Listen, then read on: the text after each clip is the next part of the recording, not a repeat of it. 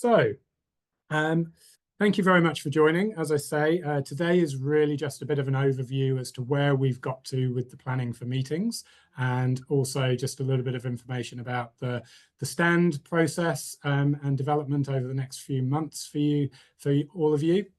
I know that we've got a number of the regions on the call today, and I think there was potentially going to be some people joining us from a more logistical standpoint from some of those regions as well, which is absolutely fine, as long as, we are going to be talking primarily from a regional perspective around your stands and how that works with the process with Michelle, as well as some of the benefits and inclusions that come with those packages.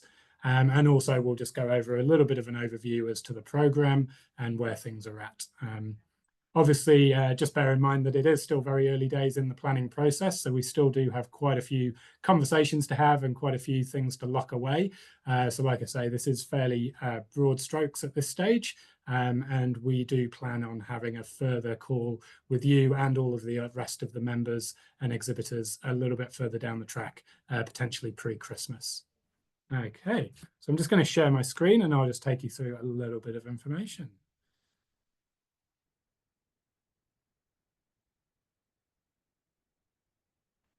So first and foremost, we were very pleased to be able to confirm the location and dates for meetings for the next couple of years.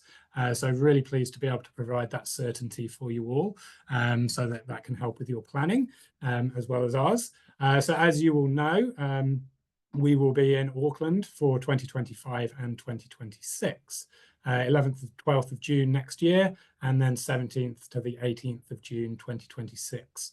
Auckland Showgrounds next year and NZICC in 2026. So very excited to be able to share that with everybody this year, and we're really looking forward to bringing everybody back to Auckland for a couple of successive events. So that being said, this call is obviously going to be primarily around 2025, and just to go, and it's in view of opening sales for the exhibition stands on the 22nd of October, so 2 weeks' time. So we plan to have the prospectus out to you all a little bit later this week. It should be out on Thursday. If there are any delays for any reason, we will of course let you know. But yeah, Thursday we've got penciled in to get that prospectus out to you all, so you can have a look through those options and the pricing.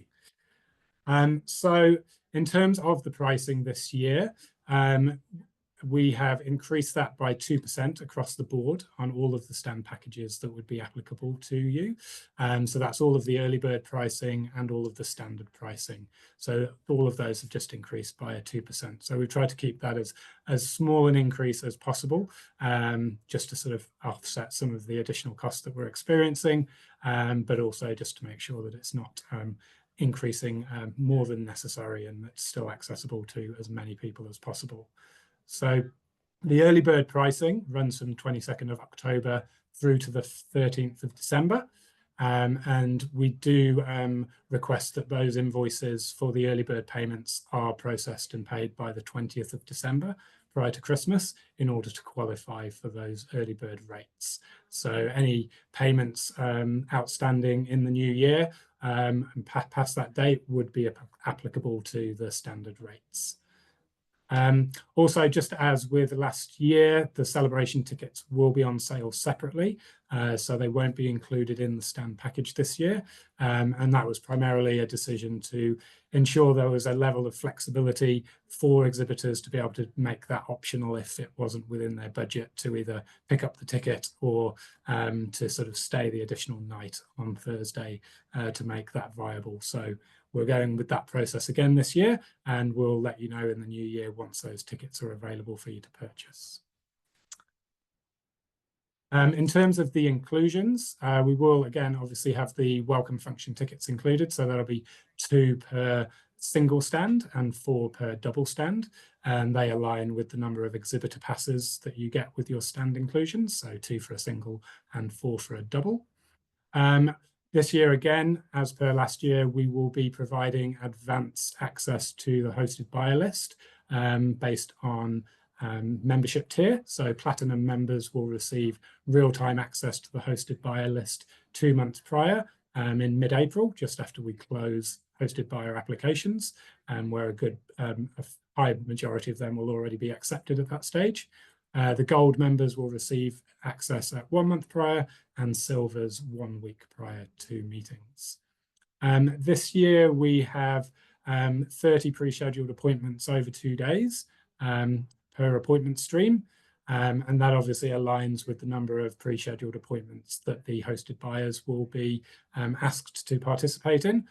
So full hosted buyers over 2 days will also be asked to schedule 30 pre-scheduled appointments. So that is an increase back up to the 2023 levels.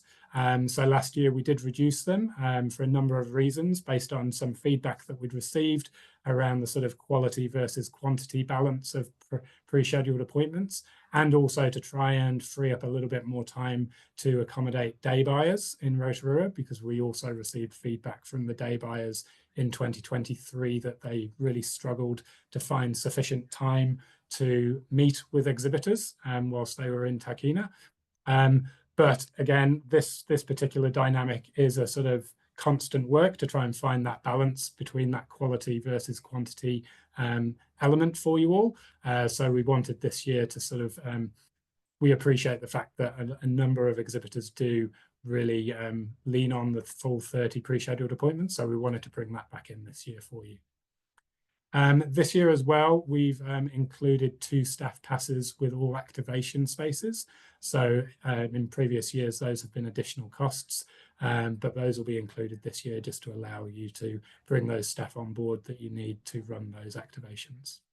And of course, those passes do entitle those people just to the exhibition, so there's no social functions included in those. Another bit of feedback we received from one of the new features last year was around our first-timer spaces. So we've developed on that concept this year based on feedback that the first-timers potentially weren't in a position this year to come in at a full exhibitor rate. So we really wanted to ensure that there was opportunity there for them to have a good run at attending meetings, for them to get the full sort of benefit of being there, and to sort of help you build those connections, and for them to sort of build their knowledge base of what meetings is as a show. So we've expanded that program to a 2-year process from a first-timers perspective. So anybody who was on that first-timers program on your stand last year is now eligible for the same program again this year. And it's 2 consecutive years. So if they attended last year and this year, or 2025, they won't be eligible going forward from 2026 onwards. They would need to then step up to a full paying exhibitor. So the concept is broadly the same. It enables you to purchase 3 by 2.4 meter space at $3,000 plus GST. You can then on-charge that to either one applicable exhibitor or to share it between 2. So that's obviously up to you in terms of how you pitch that to them and how you build that in to your process. And then those stands will include 2 welcome functions and 2 exhibitor registrations. So if it's one entry-level exhibitor on the stand, they would get both of those passes. If you're sharing it, they would get 1 each. And then if they wanted to bring additional people, they would just have to purchase those additionally. So same as last year, BIA membership is still required for those exhibitors who take up this opportunity. But this year we are looking to provide delayed access to the online diary. So those exhibitors can access the diary from the 3rd of June, which is 10 days after the online diary has been made available to all of our full rate exhibitors. And so they will be able to access the day buyers and any hosted buyers who may still have space in their diary to make some appointments. And of course, just a caveat at the bottom there that it is on a space available basis. So yeah, we just work through that with Michelle, and she'll be able to advise you based on your requirements as to whether that all fits within the context of the floor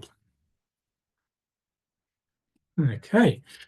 So just a few key dates and a bit of a timeline from Michelle's perspective. So as mentioned, the stands applications will open in a couple of weeks on the 22nd of October. 13th of December, again, as mentioned, the early bird deadline for payment on the 20th of December. We've then got the exhibition stand applications. They'll close on the 4th of March. And as many of you will know from working with Michelle over the last few years, it's very much an ongoing dialogue between you and her as to how progress is being made with your stand. But that deadline for the design and build forms will be on the 18th of March. But she'll obviously give you plenty of heads up around that, and I'm sure there'll be numerous conversations around that as you go into the new year. So come the 29th of April, we will open the selection process for your pre-scheduled appointments. So this is the point at which you need to go through the hosted buyer list and select which ones you would like to meet so that we can run the process to match you all up. So we've given you a little bit longer this year, 2 weeks. So that's basically to ensure that there's sufficient space either side of Trends for those of you who might be a bit tied up with that activity. But it does mean that we can't provide any extensions to that 13th of May date for anybody who hasn't made their full selections at that point. So I do implore you to just plan ahead and mark that in your calendar and make sure that you've got sufficient time within that fortnight period to make those selections. Because come 14th of May, we will just be moving on with that process of assigning and matching the meetings, regardless of where you've got to in that process. So hopefully you've got all of your selections in place by then. We will then open the online diary for you a week later on the 21st of May. So then that enables you to reach out to fill any other blank spots. If any of the hosted buyers decide to cancel or you decide to cancel their appointments, you can then fill those appointments with anybody who has availability. And then, of course, meetings will hit on the 11th of 12th of June. And so I've just pulled these dates out separately because it just speaks to one of the elements that we brought in last year.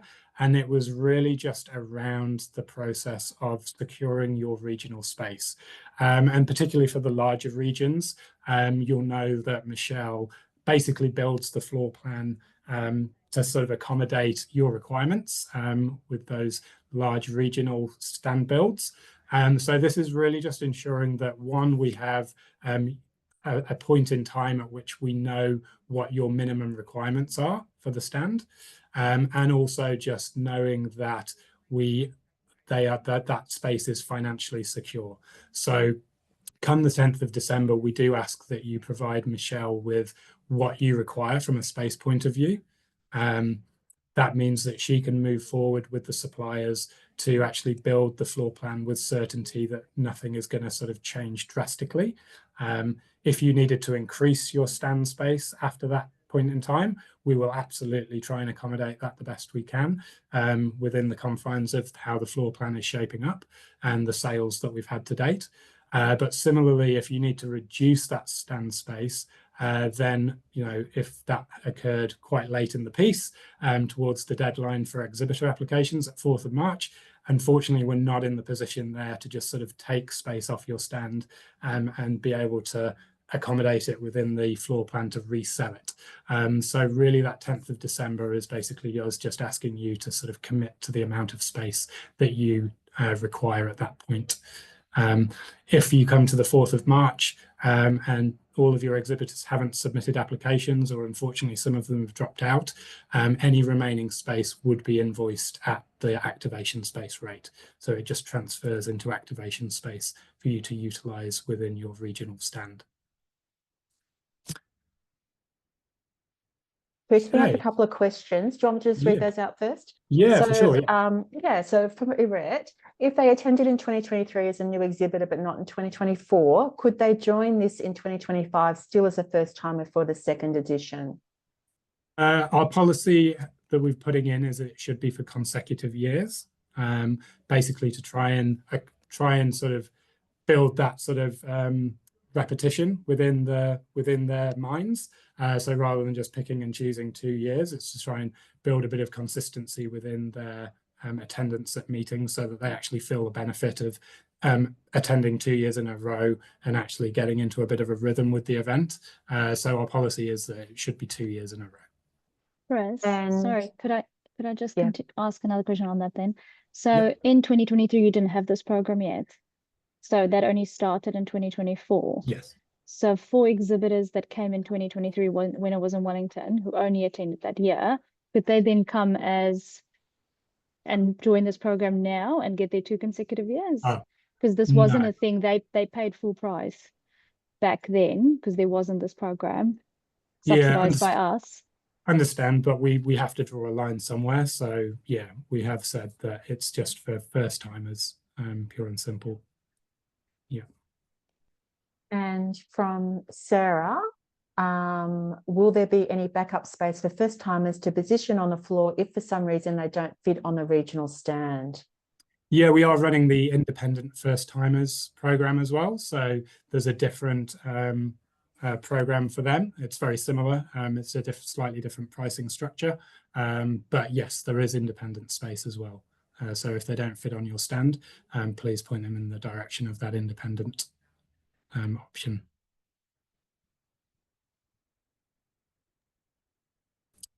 Okay.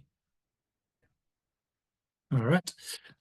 So just moving on to the buyer program. I'm sorry, I'm not too sure what happened with that little squiggle there. But our buyer program, we are in the process of just putting that all together with a view of opening the hosted buyer applications from early December this year, which will, for the New Zealand buyers, would be a little bit earlier.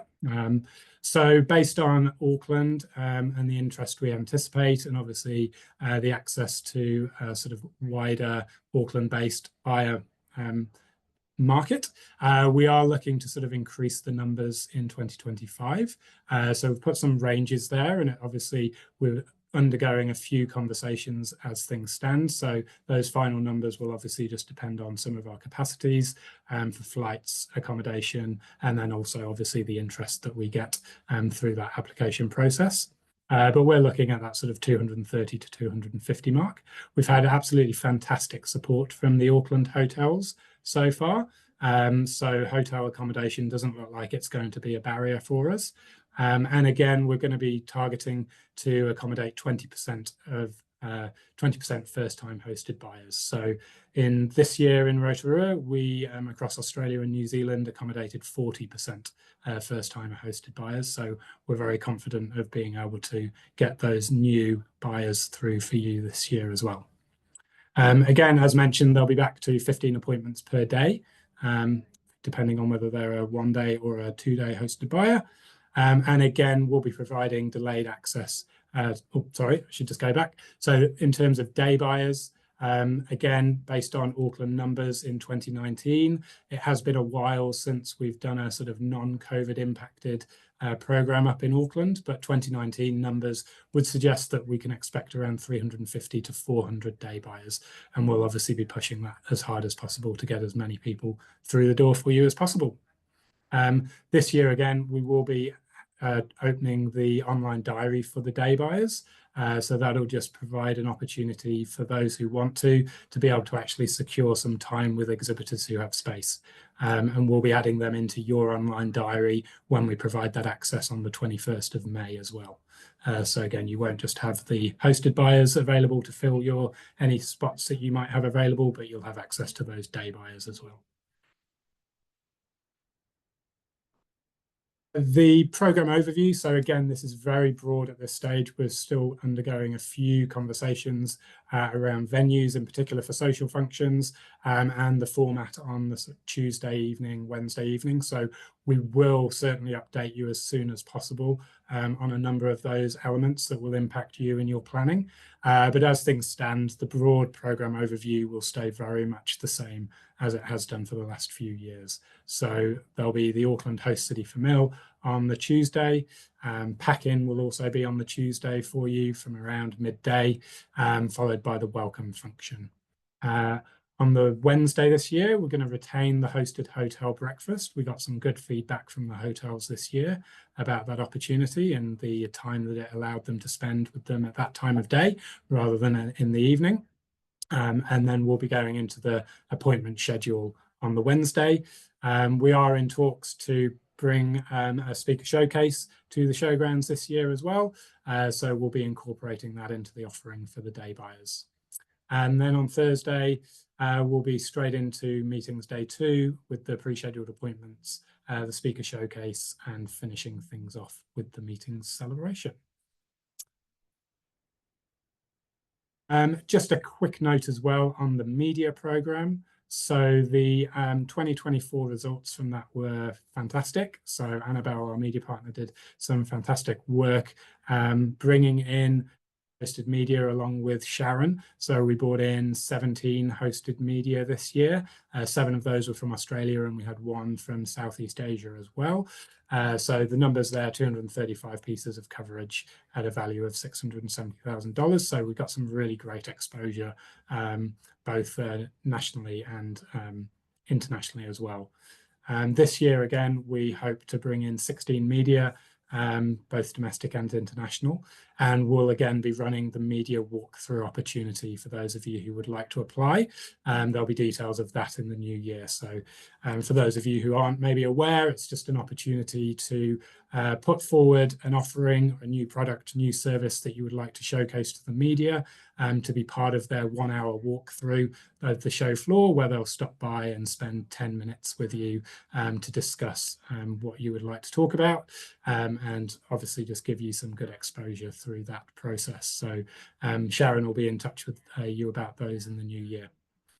But otherwise, that was just a very brief run through of where we're at. Like I say, we will have lots more to share with you over the coming weeks. And once we've got a few more details firmed in, particularly around the programme, we'll definitely be catching up with you all and other members to share those details and keep you abreast as what's going on. But absolutely happy to share, take any questions. If you have anything specifically about the timeline for the exhibition stands, and I don't know, I will of course pass those on to Michelle as well, so she can get back to you. Just another couple of questions here, Chris. Obviously, a conversation around updating regional leads on registrations coming into BIA, so we can make sure regional stand space is available. Sorry, I From didn't quite Sarah. catch. From Sarah. Hi, sorry, all the questions wanna- are from me. My brain's in overdrive at the moment, Okay. and I have to drop them in or I forget.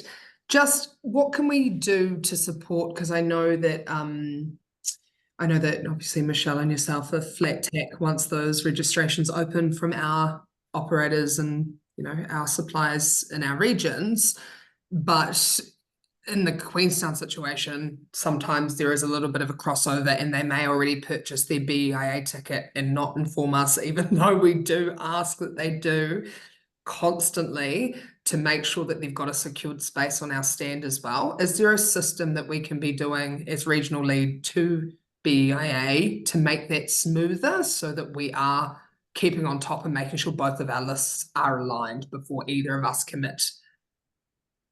Yeah, I mean, I know that, yes, Michelle will be reaching out to all of you to sort of ascertain that. And yes, if you have a list of expected organisations who will be on your stand, please share that with her.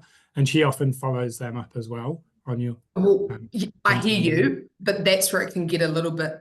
This is just speaking from experience. This is just where it can get a little bit muddly. So Okay. It's more opening the conversation on what can we do to maybe make this streamline. I don't know. It might just be me. It might just be my own process. I'm open to take any feedback from any of our leads. But just if Michelle's reaching out and they reply to her and then don't reply to me, and I have already oversold my space, or I'm wondering if there's a smoother way to make sure that everybody does know, even if it's like an online Google form that only our regions can pop in and access and see. That just something that's a bit more live rather than relying on replies or updated lists. Yeah, no, that's a very good idea. I can speak to Michelle around setting up something for you all that are shared. I mean, particularly for those of you with, a number of organisations to follow up on, that might be worthwhile to help with that. And I think if you've got a process yourself that you would like to suggest to her, please do. I mean, she's very. It's just something that we could access it live at any point, especially if the context change. I don't know. Just okay. Surely there's a does that sound useful to anybody else on the call as well? Yeah, okay. Yeah, we can certainly look at that. Thank you. Thank you very much. I'm sorry, I had another one and it's a really basic one, but because I'm looking at my stand builder stuff at the moment, is there any restrictions or has any conversation started around hospitality hosting on regional stands with the F&B team at venues? So at the showgrounds, it's external F&B. So we're just going through the process of determining who that provider will be. And then once we've got that locked in, we'll share those details with you and you can start booking those items in. But they've been made aware that that's obviously part of the process and part of the event. So they'll be well across providing those requirements for you. Thanks. No, from Megan? Chris? No, it's not Yes. particularly on stand build, but I just thought I'd ask the question since we've sort of seen a rough timetable. Yeah, so we are looking at options. There won't be a dinner, certainly in the same way that there was this year. But we are looking at the dynamic of the Tuesday and the Wednesday night, just in terms of what we do on each of those evenings, and some of that flows from the venue for the welcome function, which we haven't yet decided yet. So without being too vague, it's a case of watch this space. We will definitely keep you updated as we make arrangements for those evenings and kind of what the process is for both the Tuesday and the Wednesday night. So yeah, we'll keep you abreast of what's going on there once we have some more details confirmed. Chris, can I just add, just to the wider group, we're super excited to welcome you all to Tamaki Makaurau and all of our partners. And as Chris mentioned, we're working very closely with the BIA team as well to try and make sure that we've got some ability to add value to you and your partners. But certainly the team here and I are fully available. If you've got any questions around Auckland or want any advice or directions or recommendations, feel free to reach out. And we'll obviously work in close conjunction with the BIA team to make sure that they're kept informed of any discussions that happen with other regions. Thank you, Ken. Okay. Any other questions at all? I'm assuming you'll send that slide deck through. Yeah, now? absolutely. We'll share the recording and the slide deck with you all, so you can Thank share you. that. Sorry, I had one other question, and I think it might have been because I pushed delete by mistake too quickly. I have read it, but are we able to recirculate the report from this year? I think it was sent out as the thing from Nick. Post-event report. Yeah, that'd be awesome because I'll put it as my prospectus and EOI and things. Oh, yeah, absolutely. We can do that. Okay.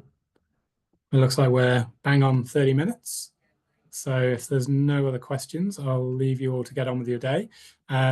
Yeah, feel free to fire through any questions that you might have afterwards via email to me, Sharon, or Michelle, and more than happy to help you with any other plans. Otherwise, we'll leave you to it and we'll keep you posted once we've got a few more details, and we'll get that prospectus out to you later this week. Thank you. Sounds good. Thanks very much. See you guys. Thank you. Thanks very much. Thanks, Kate.